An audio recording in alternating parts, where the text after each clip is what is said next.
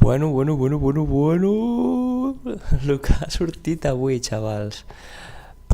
Tornem a estar aquí un dia més. Ahir no vaig fer vídeo perquè era vídeo de transfons i a mi el transfons com que estic una mica peix, m'agradaria saber el transfons i tal, però no he llegit els llibres i vaig una mica... llegeixo algú dels còdecs, però no és el meu punt fort.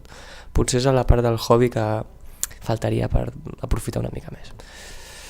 Però bé, avui us he deixat, com podeu veure, us he deixat uns gameplays de l'Eternal Crusade per amenizar un poco el vídeo, però anem al turro, anem a parlar de la fase de dispar, de trets.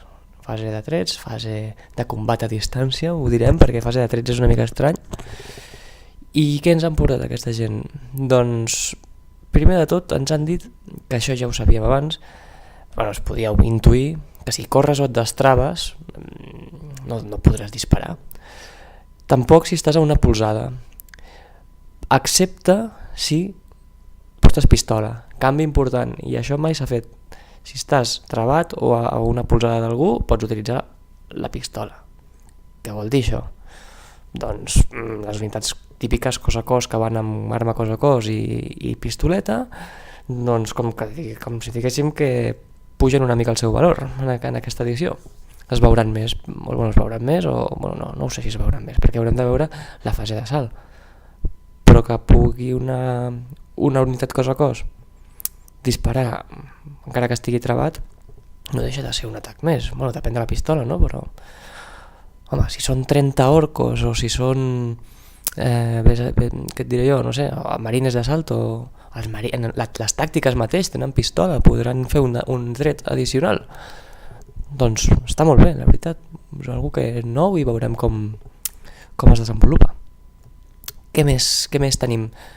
Les pesants, armes pesants, ja no fan els snapshots aquests, els trets aquests apresurados, sinó que tenen un penalitzador de menys 1 si es mou. Per tant, armes pesants, menys 1 a la tirada si mous.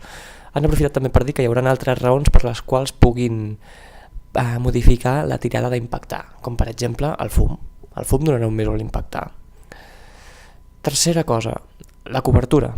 La cobertura suma a la salvació per armadura. S'ha acabat allò de que tant si ets una miniatura amb salvació de 6 com si ets un marine, darrere d'una trinxera a 4 salvaran tots dos a 4, doncs no. Ara un marine, com que té una armadura millor que un que tingui una armadura a 6, doncs aquesta bonificació se li acumularà a l'armadura, cosa que està molt bé.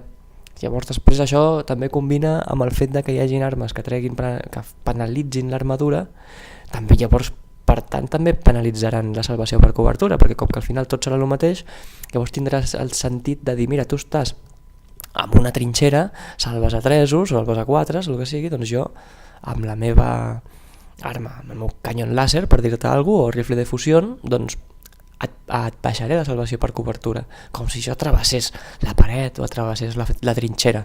Jo crec que això li dona un rotllo guai, interessant, estarà molt bé. I res més, a part d'això, demà ens sortiran amb el tema del combat cos a cos, també molt interessant. Ja ho veurem demà mandanguita buena, mandanguita buena també. I una cosa que no sé si us importarà molt, però que aquesta gent de Games Workshop doncs acaba de penjar un teaser de lore, de transfons. Aquí el teniu, muy bonito, no us el posaré tot, però el que sí que us puc explicar, tindreu el link a la descripció, us el posaré perquè us el veieu tranquil·lament.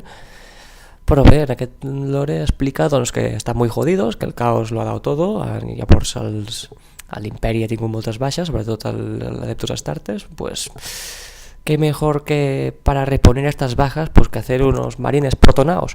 Pues molt bé, pues sí, això és el que expliquen en aquest vídeo.